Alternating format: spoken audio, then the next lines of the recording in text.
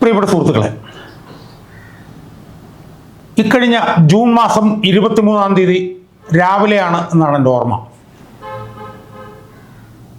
കേരളം കണ്ട ഏറ്റവും വലിയ കമ്മ്യൂണിസ്റ്റുകാരനും CPM എന്ന് പറഞ്ഞ പാർട്ടിയുടെ രൂപീകരണത്തിൽ പ്രമുഖ പങ്ക് വഹിച്ചിട്ടുള്ളയാളും മറ്റൊരു കമ്മ്യൂണിസ്റ്റ് നേതാവും നടത്താത്ത തരത്തിലുള്ള നിസ്തുലമായിട്ടുള്ള തീവ്രമായിട്ടുള്ള പോരാട്ടങ്ങൾ CPM-ൻ്റെ വളർച്ചയ്ക്ക് വേണ്ടി നടത്തിയിട്ടുള്ള ആളുമായ സഖാവ് VS അച്യുതാനന്ദനെ ശാരീരിക ആശ്വാസത്തെ തുടർന്ന് തിരുവനന്തപുരത്തെ പട്ടത്തുള്ള SUT ആശുപത്രിയിൽ പ്രവേശിപ്പിച്ചത്. എൻ്റെ അറിവ് ശരിയാണെങ്കിൽ അദ്ദേഹത്തിന് ഒരു ഹാർട്ട് അറ്റാക്കും ഒരു കാർഡിയാക് അറസ്റ്റും ഉണ്ടായിട്ടാണ് അദ്ദേഹത്തെ 23-ാം തീയതി SUT ആശുപത്രിയിലേക്ക് കൊണ്ടുവരുന്നത്. സുഹൃത്തുക്കളെ, SUT ആശുപത്രിയിൽ VS അച്യുതാനന്ദനെ പ്രവേശിപ്പിച്ചിട്ട് ഇന്നിപ്പോൾ ഈ വീഡിയോ ചെയ്യുന്ന ദിവസം നോക്കുകയാണെങ്കിൽ അദ്ദേഹത്തെ ആശുപത്രിയിൽ പ്രവേശിപ്പിച്ചിട്ട് 21 ദിവസങ്ങൾ കഴിഞ്ഞിരിക്കുന്നു. 21 ദിവസങ്ങൾ, 14 സുഹൃത്തുക്കളെ, ഞാൻ ഈ വീഡിയോയിലൂടെ എൻ്റെ പ്രേക്ഷകരുമായി ചർച്ച ചെയ്യാൻ ഉദ്ദേശിക്കുന്ന പ്രധാനപ്പെട്ട വിഷയം, ആശുപത്രിയിൽ പ്രവേശിപ്പിക്കപ്പെട്ടിട്ട് 21 ദിവസമായി കഴിഞ്ഞല്ലോ. എന്താണ് സഖാവ് VS അച്യുതാനന്ദൻ്റെ ആരോഗ്യാവസ്ഥ ഇപ്പോൾ? ഇത് പൊതുജനങ്ങൾക്കറിയാൻ ബാധ്യതയില്ലേ സുഹൃത്തുക്കളെ? പൊതുജനങ്ങൾ അറിയണ്ടേ? അച്യുതാനന്ദൻ എന്ന് പറയുന്നത് ഒരു സ്വകാര്യ വ്യക്തിയാണോ? എന്നെപ്പോലെയോ നിങ്ങളെപ്പോലെയോ ഒരാളാണോ? ആണെങ്കിൽ ജനങ്ങളത് അറിയേണ്ട ആവശ്യമില്ല, കാരണം അത് നമ്മുടെ സ്വകാര്യ കാര്യമാണ്. പക്ഷെ അച്യുതാനന്ദൻ ഒരു വ്യക്തി മാത്രമാണോ? അച്യുതാനന്ദൻ ആ കുടുംബത്തിൻ്റെ കുടുംബനാഥൻ മാത്രമാണോ? അച്യുതാനന്ദൻ ആ കുടുംബത്തിലെ ഭർത്താവും ആ കുടുംബത്തിലെ കുട്ടികളുടെ അച്ഛനും മാത്രമാണോ? ആണോ? ആയിരിക്കാം, അല്ല എന്ന് ഞാൻ പറയുന്നില്ല. പക്ഷേ അത് മാത്രമല്ല VS അച്യുതാനന്ദൻ. അതിലൊക്കെ അപ്പുറത്ത്, വളരെ വളരെ അപ്പുറത്താണ് VS. 17-ാമത്തെ വയസ്സിൽ, അതായത് 1924 ജനിച്ചു. 17-ാമത്തെ വയസ്സിൽ P. കൃഷ്ണപിള്ള എന്ന് പറഞ്ഞ മഹാനായ കമ്മ്യൂണിസ്റ്റ് CPI എന്ന് പറഞ്ഞ ആ പ്രസ്ഥാനത്തിലേക്ക് കൊണ്ടുവന്നു VS അച്യുതാനന്ദനെ. ചെറുപ്പത്തിൽ 5 വയസ്സൊക്കെ 6 വയസ്സൊക്കെ ആകുമ്പോഴത്തേക്ക് അച്ഛനും അമ്മയൊക്കെ മരിച്ചു. വസൂരി വന്നാണ് മരിച്ചത്. 17-ാമത്തെ വയസ്സിൽ പാർട്ടിയിൽ ചേർന്നു. തയ്യക്കാരനായിരുന്നു കുറെ കാലം. അതിനുശേഷം പാർട്ടിയിൽ ചേർന്നു, പാർട്ടി പ്രവർത്തനത്തിന് പോയി. അതിൻ്റെ വിശദാംശങ്ങളൊന്നും ഞാൻ പറയുന്നില്ല, അതൊക്കെ എൻ്റെ പ്രേക്ഷകർക്ക് നല്ലപോലെ അറിയാവുന്നതാണ്. അതിനുശേഷം എത്രയോ തവണ MLA ആയി, പാർട്ടി സെക്രട്ടറിയായി, പ്രതിപക്ഷ നേതാവായി, മുഖ്യമന്ത്രിയായി, അങ്ങനെ ഏതാണ്ട് ഒരു 7 പതിറ്റാണ്ട് കാലം നീണ്ടുനിന്ന നിസ്തുലമായിട്ടുള്ള, സ്തോഭജനകമായിട്ടുള്ള, അതുല്യമായിട്ടുള്ള രാഷ്ട്രീയ പ്രവർത്തനത്തിൻ്റെ ഉടമ ആയിട്ടുള്ള, ഞാൻ പറഞ്ഞ പോലെ ഇന്ത്യയിലെ ഏറ്റവും പ്രധാനപ്പെട്ട വലിയ, ഏറ്റവും ലെജൻഡറി ആയിട്ടുള്ള കമ്മ്യൂണിസ്റ്റ്. ഒരുപാട് കമ്മ്യൂണിസ്റ്റ് പാർട്ടിക്ക് ഒരുപാട് നേതാക്കന്മാരുണ്ടായിട്ടുണ്ട്. എന്നിട്ട് അവസാനം എന്ത് പറ്റി? 1964 പാർട്ടി വളർന്ന് CPM ഉണ്ടായപ്പോൾ ആ CPM-ലേക്ക് പോകുന്ന 32 പേരിൽ ജീവിച്ചിരിക്കുന്ന ഒരാൾ. ഇനി പറഞ്ഞ പോലെ CPM-ന് ഒരുപാട് അതുല്യരായിട്ടുള്ള നേതാക്കന്മാരുണ്ടായിട്ടുണ്ട്. EMS മുതൽ ബാസപുന്നയ്യ, ഒരുപാട് നേതാക്കന്മാരുണ്ടായി. പക്ഷെ ആ നേതാക്കന്മാരൊക്കെ ആയിട്ട് കമ്പയർ ചെയ്യുമ്പോൾ നിസ്തുലമായിട്ടുള്ള ഒട്ടേറെ സമര പോരാട്ടങ്ങൾ, ഇപ്പോൾ AKG ഒക്കെ ഒരുപാട് സമര പോരാട്ടങ്ങൾ നടത്തിയിട്ടുള്ള നേതാവാണ്. പക്ഷേ AKG ആയിട്ട് താരതമ്യം ചെയ്യുമ്പോൾ പോലും 80 വയസ്സുകൾക്ക് ശേഷവും ഇരകൾക്കൊപ്പം നിന്ന്, നിസ്വർക്കൊപ്പം നിന്ന്, ദരിദ്രർക്കൊപ്പം നിന്ന്, നിരാലംബർക്കൊപ്പം നിന്ന് അവരുടെ ആവശ്യങ്ങൾക്ക് വേണ്ടി ഈ പറഞ്ഞ പോലെ വിട്ടുവീഴ്ചയില്ലാത്ത അചഞ്ചലമായിട്ടുള്ള പോരാട്ടം നടത്തിയ VS അച്യുതാനന്ദനെ പോലെ വേറൊരു ഏത് കമ്മ്യൂണിസ്റ്റ് നേതാവുണ്ട് സുഹൃത്തുക്കളെ ഈ ഇന്ത്യ മഹാരാജ്യത്ത്? അൺപാരലൽഡ് അല്ലേ VS-ന്റെ രാഷ്ട്രീയ പ്രവർത്തനം? 3 തവണ 6-7 തവണ MLA ആയി, പാർട്ടി സെക്രട്ടറിയായി, പ്രതിപക്ഷ നേതാവായി, മുഖ്യമന്ത്രിയായി. പ്രതിപക്ഷ നേതാവായിരുന്നപ്പോൾ നടത്തിയ നിസ്തുലമായിട്ടുള്ള പ്രവർത്തനം, എത്രയെത്ര സമര പോരാട്ടങ്ങൾ, മുട്ടി ചുരുട്ടിപ്പോകുന്ന സമര പോരാട്ടങ്ങൾ, മതികെട്ടാനും, ഭൂയം കൂട്ടി, ഓൺലൈൻ ലോട്ടറി, ഐസ്ക്രീം പാർലർക്കെതിരായിട്ടുള്ള പോരാട്ടം, സ്ത്രീപീഡനത്തിനെതിരായിട്ടുള്ള പോരാട്ടങ്ങൾ, വാഗമണ്ണ്, മുത്തങ്ങ, മൂന്നാറിലെ ടാറ്റയ്ക്കെതിരായിട്ടുള്ള പോരാട്ടം, അങ്ങനെ എത്രയെത്ര പോരാട്ടങ്ങൾ CPM-ന്റെ വേറെ ഏത് നേതാവ് ഇതുപോലെ നിസ്തുലമായിട്ടുള്ള പോരാട്ടം നടത്തിയിട്ടുണ്ട്? PS അച്യുതാനന്ദൻ ഞാൻ പറഞ്ഞ പോലെ 80 വയസ്സിന് ശേഷം മതികെട്ടാൻ കയറുമ്പോൾ ബസ്സിൽ നിന്ന് പടിയിൽ ലിഫ്റ്റ് വെച്ചിറങ്ങുന്ന ആളാണ് കഴിഞ്ഞ 9 വർഷമായി കേരളത്തിൽ മുഖ്യമന്ത്രിയായിരിക്കുന്നത്. പോലീസുകാർ ചൂരലുകൊണ്ട് കാലിനടിയിൽ 8-10 അടിയടിച്ചപ്പം ഉച്ചത്തിൽ നിലവിളിച്ചയാൾ പിണറായി വിജയൻ. ഒരു പോലീസ് ഉദ്യോഗസ്ഥൻ തോക്ക് ചൂണ്ടിയപ്പോൾ പേടിച്ചോടി വീട്ടിൽ പോയെന്ന് ആരോപണം ഉയർന്നിട്ടുള്ള പിണറായി വിജയൻ ഉള്ളപ്പോഴാണ് 82 വയസ്സിൽ മതികെട്ടാൻ മലയുടെ മുകളിൽ പൂയംകുട്ടിയിലെ വനാന്തർ ഭാഗത്ത് വാഗമണ്ണിലെ പിന്നെ ഭൂമി കയ്യേറ്റം നടന്ന സ്ഥലത്ത് കമ്പക്കല്ല് കടവരിയിൽ കഞ്ചാവ് വേട്ടക്കാരെ കാണാൻ ഒക്കെ 80 വയസ്സുകൾക്ക് ശേഷം പോയ ആ നിസ്തുലനായിട്ടുള്ള പോരാളി, അചഞ്ചലനായിട്ടുള്ള വിട്ടുവീഴ്ചയില്ലാത്ത പോരാളി VS മുഖ്യമന്ത്രിയായി കഴിഞ്ഞപ്പോൾ ഒന്നും ചെയ്യാൻ സമ്മതിച്ചില്ല. എന്നിട്ട് പോലും 19,000 ഏക്കർ ഭൂമി തിരിച്ചു പിടിച്ചില്ല ടാറ്റയുടെ PS അച്യുതാനന്ദൻ. അതിന് സമാനമായിട്ട് ഏത് നേതാവുണ്ട് കേരളത്തിൽ? പോട്ടെ, ഇന്ത്യയിൽ എവിടെയുണ്ട് നേതാവ്?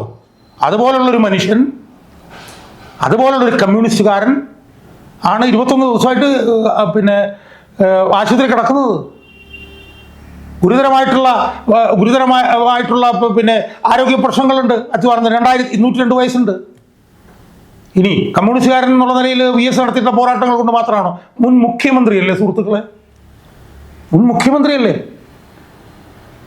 അപ്പം മുൻ മുഖ്യമന്ത്രിയും ഇന്ത്യ കണ്ട ഏറ്റവും വലിയ കമ്മ്യൂണിസ്റ്റുകാരനും നിസ്തുലവും അചഞ്ചലവും അമൂല്യവുമായിട്ടുള്ള ഒട്ടേറെ പോരാട്ടങ്ങൾക്ക് ഏഴകൾക്കൊപ്പം നിന്ന് നേതൃത്വം നൽകിയിട്ടുള്ള ആളുമായിട്ടുള്ള VS അച്യുതാനന്ദൻ 21 ദിവസമായിട്ട് ആശുപത്രി കിടക്കുകയാണ്. പക്ഷേ ആ കിടക്കുന്ന VS അച്യുതാനന്ദൻ്റെ ആരോഗ്യനില എന്താണെന്ന് നമുക്കാർക്കും അറിയാൻ പറ്റുന്നില്ല സുഹൃത്തുക്കളെ. അത് ശരിയാവോ?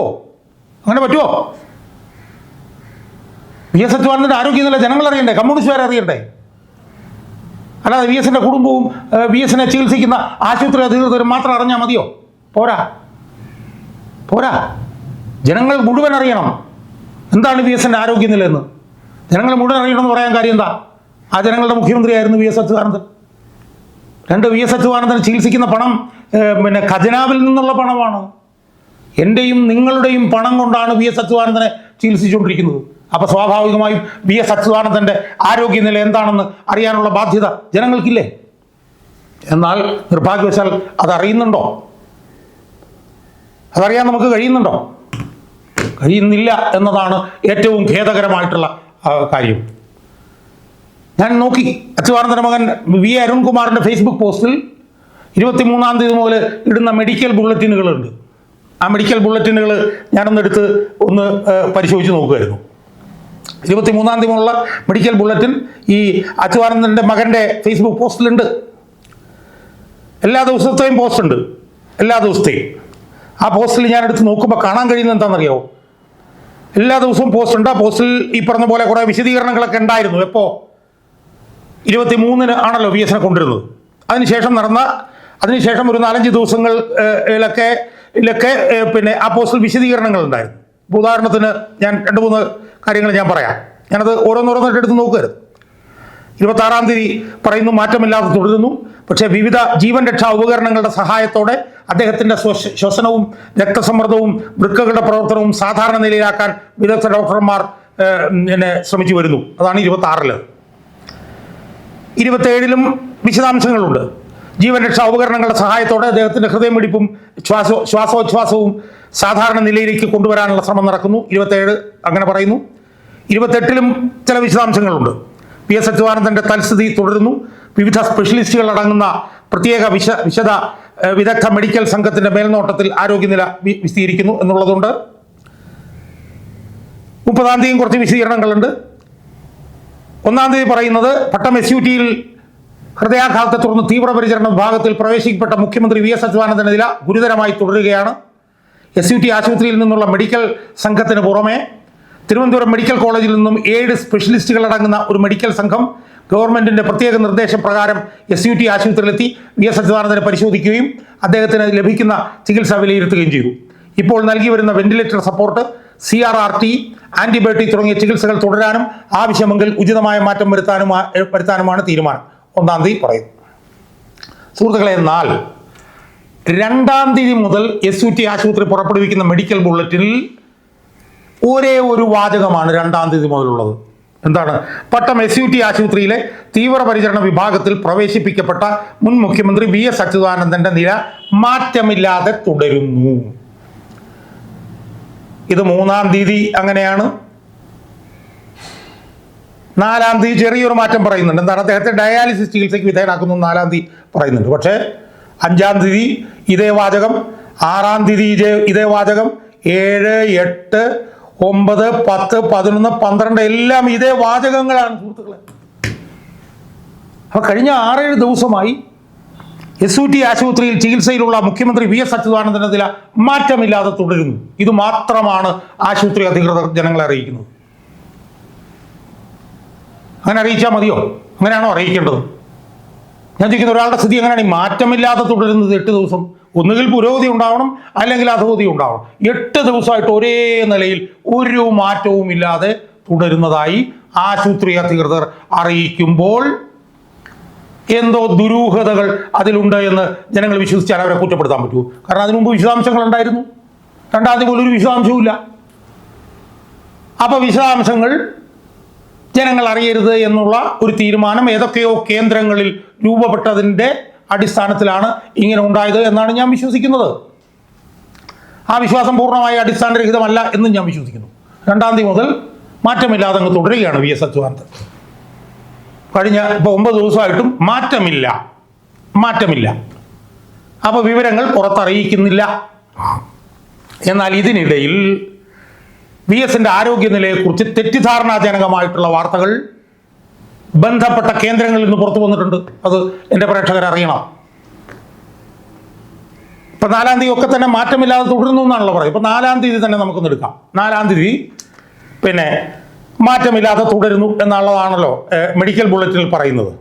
ഞാനത് വായിക്കാം. 4-ാം തീയതി മെഡിക്കൽ ബുള്ളറ്റിനിൽ എന്താണ് പറഞ്ഞത് എന്നുള്ളത് ഞാൻ എൻ്റെ പ്രേക്ഷകരെ ഒന്ന് വായിച്ച് കേൾപ്പിക്കാം.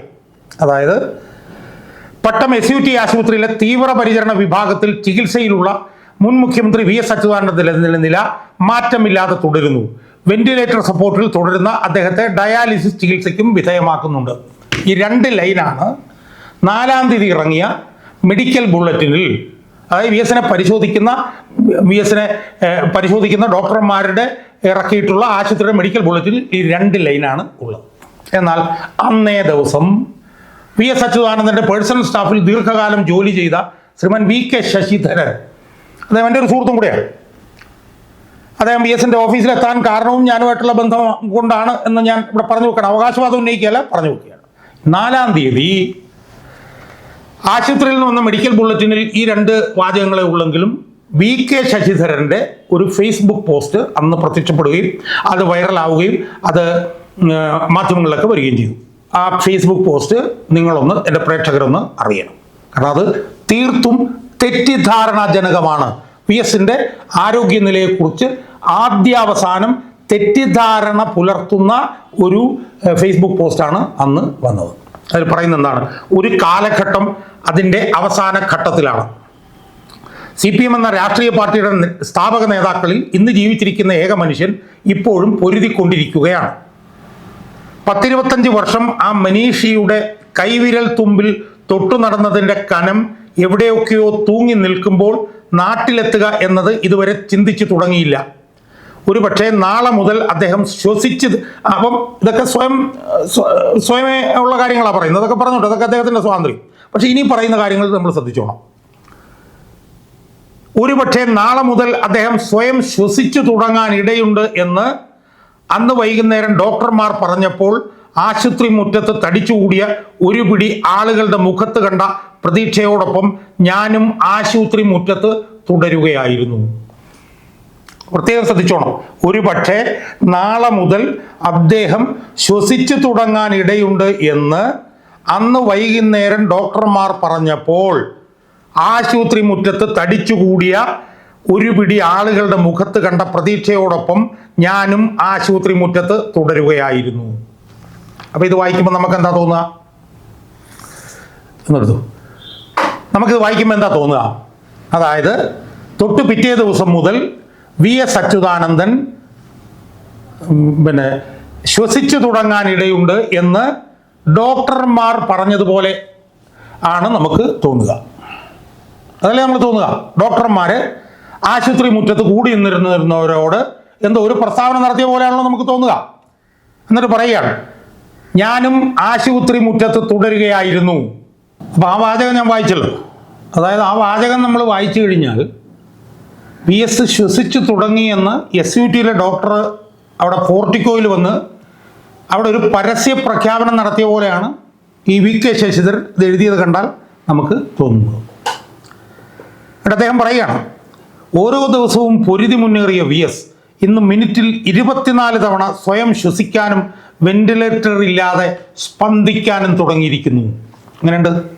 അതായത് 4-ാം തീയതി ഇറങ്ങിയ മെഡിക്കൽ ബുള്ളറ്റിനിൽ പറഞ്ഞ എന്താണെന്ന് ഞാൻ നേരത്തെ സൂചിപ്പിച്ചു.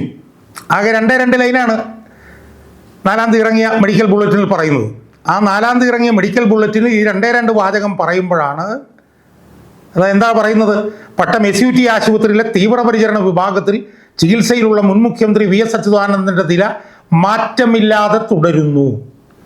വെന്റിലേറ്റർ സപ്പോർട്ടിൽ തുടരുന്ന അദ്ദേഹത്തെ ഡയാലിസിസ് ചികിത്സയ്ക്ക് വിധേയനാകുന്നു. ഇതാണ് ആശുപത്രിയുടെ മെഡിക്കൽ ബുള്ളറ്റിൻ.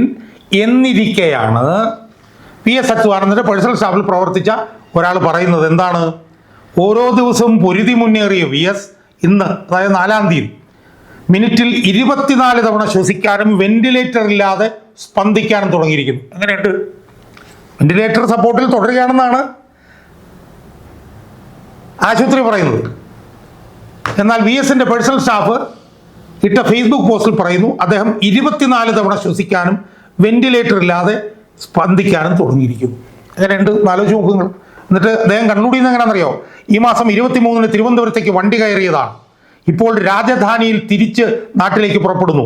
ഒരാഴ്ചക്കകം തിരിച്ചു ചെന്ന് ആ കൈവിരൽ തൊടാം എന്ന് പ്രതീക്ഷിക്കുന്നു. എന്നാൽ ഒരാഴ്ചക്കകം തിരിച്ചു ചെന്ന് ആ കൈവിരൽ തൊടാം എന്ന് പ്രതീക്ഷിക്കുന്നു. സുഹൃത്തുക്കളെ, ഒന്ന് ആലോചിച്ച് നോക്കണം. നമ്മൾ VS അച്യുതാനന്ദൻ എന്ന് പറഞ്ഞ മനുഷ്യൻ ആശുപത്രിയിൽ കിടക്കുന്നു, വെന്റിലേറ്റർ സപ്പോർട്ടിൽ തുടരുന്നു, ഡയാലിസിസ് തുടരുന്നു എന്ന് പറഞ്ഞ് ആശുപത്രി ഒരു മെഡിക്കൽ ബുള്ളറ്റിൻ ഇറക്കുമ്പോഴാണ് അയാളുടെ VS അച്യുതാനന്ദൻ്റെ VSൻ്റെ പേഴ്സണൽ സ്റ്റാഫിൽ ജോലി ചെയ്തിരുന്ന ഒരാൾ VS അച്യുതാനന്ദൻ 24 പ്രാവശ്യം ശ്വസിച്ചെന്നും വെന്റിലേറ്റർ ഇല്ലാതെ ശ്വസിക്കാൻ കഴിയുന്നു എന്നും പറയുന്നത്. അങ്ങനെയുണ്ട്. അപ്പോൾ എത്ര തെറ്റിദ്ധാരണയാണ് ഇതിനകത്ത് ഉണ്ടാക്കുന്നത് ആലോചിച്ച് നോക്കുക. അത് VSൻ്റെ പേഴ്സണൽ സ്റ്റാഫിൽ തന്നെ പ്രവർത്തിച്ച ഒരാൾ അയാൾ ഫേസ്ബുക്കിൽ ഇടുകയാണ് പോസ്റ്റ്. അതിൻ്റെ കൂട്ടത്തിൽ അയാൾ കുറേ കാര്യങ്ങളൊക്കെ പറയുന്നുണ്ട്. വേറെ അയാളും VSും തമ്മിലുള്ള ബന്ധം, അയാൾ കഴിഞ്ഞ കുറേ ദിവസങ്ങളായി ആശുപത്രിയുടെ മുന്നിൽ ഇങ്ങനെ കഴിയുകയാണെന്നുള്ളത്. അതൊക്കെ കഴിയുകയോ അദ്ദേഹം പറയുകയൊക്കെ ചെയ്തോട്ടെ, അത് അദ്ദേഹത്തിൻ്റെ സ്വാതന്ത്ര്യം, അദ്ദേഹത്തിൻ്റെ രീതി, അദ്ദേഹം പറഞ്ഞോട്ടെ. പക്ഷേ ഈ തെറ്റിദ്ധാരണജനകമായ വാർത്ത ഇങ്ങനെ കൊടുക്കാൻ പാടുണ്ടോ സുഹൃത്തുക്കളെ? എവിടുന്നാണ് ഇയാൾക്ക് ഈ വാർത്ത കിട്ടിയത്? ഏതെങ്കിലും ഡോക്ടറുടെ അടുത്ത് കിട്ടിയതാണോ? ഇനി ആണെങ്കിൽ തന്നെ അത് പരസ്യപ്പെടുത്താൻ പാടുണ്ടോ? അതൊക്കെ സ്വകാര്യമായി അങ്ങോട്ടും ഇങ്ങോട്ടും നടക്കുന്ന സംഭാഷണങ്ങളല്ലേ. അപ്പം ഞാൻ തന്നെ എൻ്റെ കാര്യം പറയട്ടെ. ഞാൻ ഈ കഴിഞ്ഞ എല്ലാ ദിവസങ്ങളിലും VSൻ്റെ അവസ്ഥ കൃത്യമായി ഞാൻ മനസ്സിലാക്കുന്നുണ്ട്. അത് ഡോക്ടർമാരിൽ നിന്ന് മാത്രമല്ല, അല്ലാതെയും ഞാൻ മനസ്സിലാക്കുന്നുണ്ട്. ഞാൻ 2-3 വീഡിയോ VSുമായി ബന്ധപ്പെട്ട് ചെയ്യുകയും ചെയ്തു. ഇതിനകത്ത് എവിടെയെങ്കിലും VSൻ്റെ സ്ഥിതി ഇതാണ്, VS വെന്റിലേറ്റർ ഇല്ലാതെ ചെയ്യുന്നു, VS ശ്വസിക്കുന്നു എന്നൊക്കെ ഞാൻ എവിടെയെങ്കിലും പറഞ്ഞിട്ടുണ്ടോ സുഹൃത്തുക്കളെ? ഒന്ന് ആലോചിച്ച് നോക്ക്.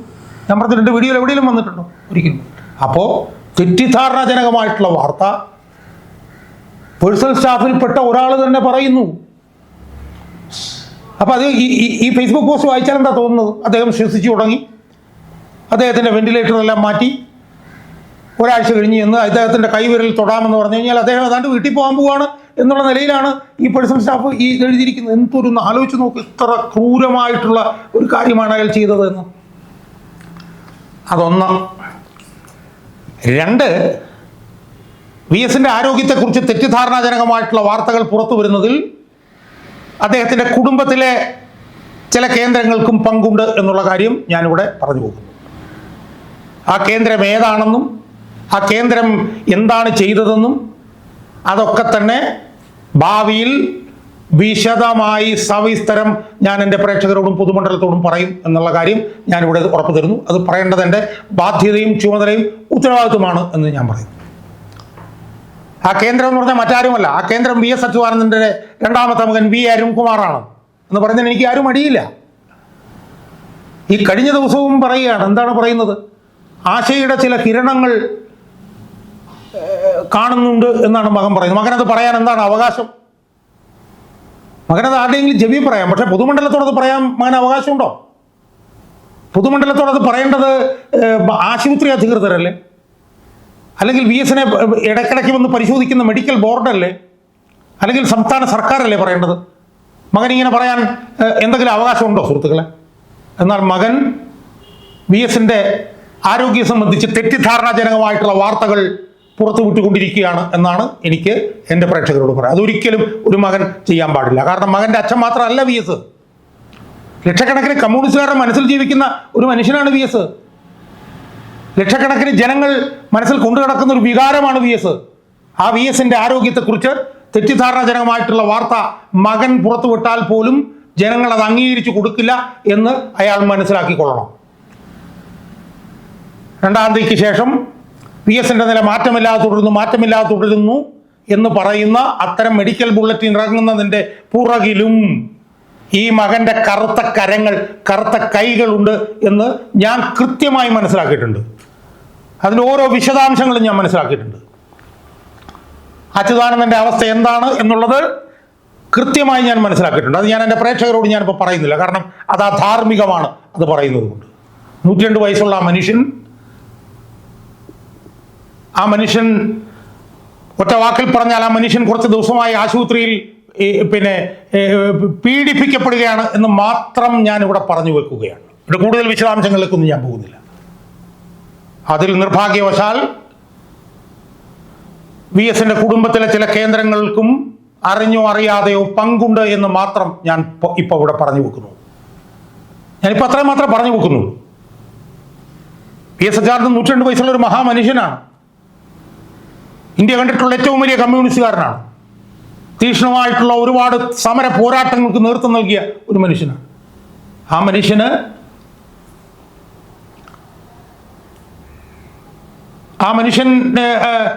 ഞാൻ കൂടുതൽ ഇപ്പോൾ പറയുന്നില്ല. ആ മനുഷ്യൻ ആശുപത്രിയിൽ കിടന്ന് ഇങ്ങനെ നരകിക്കാൻ പാടുള്ള ഒരു മനുഷ്യനല്ല വി എസ്. അത്രയും മാത്രമേ ഞാൻ പറയുന്നുള്ളൂ. ഇന്ത്യയുടെ ഭരണഘടനയിൽ ഫണ്ടമെന്റൽ റൈറ്റ് എന്താണെന്നറിയാവോ? Right to die with dignity എന്നാണ്. Right to die with dignity article 21 പ്രകാരം അതൊരു മൗലികാവകാശമാണ്. അതുപോലും വി എസ് അച്യുതാനന്ദൻ എന്ന് പറഞ്ഞാൽ മഹാമനുഷ്യന് നിഷേധിക്കപ്പെടുന്നുണ്ടോ എന്നുള്ള സംശയം എനിക്കുണ്ട്. വി എസിൻ്റെ ആശുപത്രിയിലെ അവസ്ഥ എന്താണെന്നുള്ളത് കൃത്യമായി അറിയാവുന്ന ഒരു വ്യക്തിയാണ് ഞാൻ എന്ന് മാത്രമേ ഞാൻ പറയുന്നുള്ളൂ. എന്താണ് അവിടെ നടക്കുന്നതെന്നുള്ളതും കൃത്യമായി ഞാൻ മനസ്സിലാക്കിയിട്ടുണ്ട്. അതുകൊണ്ട് എനിക്ക് ആശുപത്രി അധികൃതരോടും സർക്കാരിനോടും പറയാനുള്ളത്, വി എസിൻ്റെ ആരോഗ്യ അവസ്ഥ എന്താണ്, ഇന്ന് വി എസിൻ്റെ ആരോഗ്യം എന്താണ് എന്നുള്ളത് ജനങ്ങളെ അറിയിക്കാൻ ബന്ധപ്പെട്ടവർക്ക് ചുമതലയും ഉത്തരവാദിത്വവും ബാധ്യതയുമുണ്ട് എന്നാണ് എനിക്ക് സൂചിപ്പിക്കാനുള്ളത്. വി എസ് അച്യുതാനന്ദന് ആശുപത്രിയിൽ കിടന്നിങ്ങനെ നരകയാതന അനുഭവിക്കുന്നതിൽ പങ്കുള്ളവരാരായാലും, ഈ നരകയാതന ഞാൻ ഒന്നുകൂടി അടിവരയിട്ട് പറയുകയാണ്, ഈ നരകയാതന അനുഭവിക്കുന്നതിൽ പങ്കുള്ളവരെ ആരായാലും അവർ സമൂഹത്തിൻ്റെ മുന്നിൽ, പൊതുമണ്ഡലത്തിൻ്റെ മുന്നിൽ, കമ്മ്യൂണിസ്റ്റുകാരുടെ മുന്നിൽ അവർ വിചാരണ ചെയ്യപ്പെടും എന്ന് മാത്രമേ ആ നരകയാതനയ്ക്ക് ഉത്തരവാദികളായിട്ടുള്ള ആരെങ്കിലും ഉണ്ടെങ്കിൽ എനിക്ക് അവരോട് സൂചിപ്പിക്കാൻ ഈ അവസരത്തിൽ അത്രമാത്രമേ ഉള്ളൂ എന്നാണ് എനിക്ക് പറയാനുള്ളത്. പിന്നെ അങ്ങനെ വി എസ് നരകയാതന അനുഭവിക്കുന്നുണ്ട്. അതിൻ്റെ ഉത്തരവാദികൾ ആരാണെന്നുള്ളത് എനിക്ക് വളരെ കൃത്യമായിട്ടറിയാം. അതുകൊണ്ട് അതാരാണെന്നുള്ളതൊക്കെ അതാത് സമയത്ത് കാര്യകാരണ സഹിതം ഞാൻ ജനങ്ങളോട് പറയും എന്നുള്ള കാര്യത്തിൽ എനിക്ക് യാതൊരു സംശയവുമില്ല. ഞാൻ പറഞ്ഞിരിക്കും. അതെൻ്റെ ബാധ്യതയാണ്, ചുമതലയാണ്, എൻ്റെ ഉത്തരവാദിത്വമാണ്. എനിക്ക് ആശുപത്രി അധികൃതരോടും സർക്കാരിനോടും അദ്ദേഹത്തിൻ്റെ കൂടെ 5 വർഷം ജോലി ചെയ്ത ഒരാളെന്നുള്ള നിലയിൽ പറയാനുള്ളത്, അദ്ദേഹത്തിൻ്റെ അവസ്ഥ എന്താണ് വി എസ് അച്യുതാനന്ദൻ എന്ന് പറഞ്ഞ മനുഷ്യൻ്റെ ആരോഗ്യാവസ്ഥ എന്ന് ജനങ്ങളെ അറിയിക്കാനുള്ള ഉത്തരവാദിത്വം SUT ആശുപത്രിക്കുമുണ്ട്, സംസ്ഥാന സർക്കാരിനുമുണ്ട്. അത് മാത്രമേ ഞാൻ ഈ അവസരത്തിൽ പറഞ്ഞു വെക്കാൻ ആഗ്രഹിക്കുന്നുള്ളൂ. ബാക്കി പറയേണ്ട സമയത്ത് പറയേണ്ടതുപോലെ പറഞ്ഞിരിക്കും.